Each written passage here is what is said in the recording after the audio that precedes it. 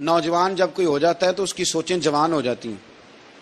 نوجوانوں سے معذرت کے ساتھ نبی پاک علیہ السلام نے نوجوانوں کی حکومت سے پناہ مانگی.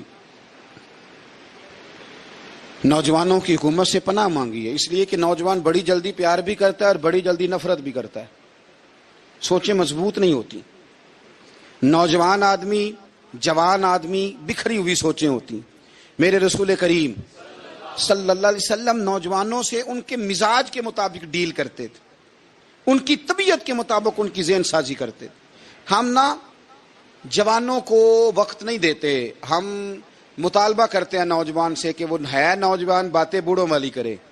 اگر جوانی میں بوڑھوں والی باتیں کرے تو پھر تو شیخ سعدی کہتے ہیں سارے بوڑھے چھوڑ کے اس نوجوان کے پاس بیٹھو، اس کے پاس فیض زیادہ ہے.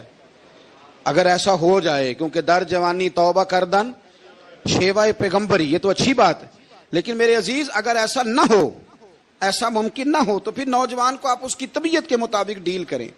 آپ اس کی سوچ دیکھیں، اس کا رویہ دیکھیں، اس سے پیار کریں. نبی کریم علیہ السلام کے پاس ایک نوجوان داخل ہوا. اندر داخل ہوتے ہی اس نے فٹافٹ ایک بات کر دی. کہنے لگا یا رسول اللہ مجھے زنا کی اجازت دے دیں. میرے جذبات بہت بھٹک گئے، میں روک نہیں سکتا. ہمارے ہاں ہمارے گھر میں کوئی فون کرے تو ہم غیرت مند بن جاتے ہیں. میری غیرت کو گوارا نہیں کہ کوئی میرے گھر میں فون کرے، اور اگر میں کسی کے گھر میں فون کروں تو پھر غیرت کدھر گئی؟ پھر بھی آپ غیرت مند نہیں صاحب، پھر بھی آپ غیرت مند نہیں.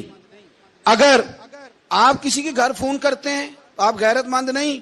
تو یاد رکھیں اگر آپ یہ حرکت کر رہے ہیں تو پھر آپ کو بھی تھوڑا احساس ہونا چاہیے نا. نبی کریم صلی اللہ تعالی علیہ وسلم سے اس نے کہا مجھے زنا کی اجازت دے دیں. حضور فرمانے لگے آگے آ جاؤ. حضرت عمر کہتے ہیں مجھے بڑا غصہ تھا، میرا دل کر رہا تھا اٹھوں اور 2 تھپڑ ماروں اسے. طریقہ ہے بات کرنے کا. حضور نے بلایا، پاس بٹھایا، تھپکی دی.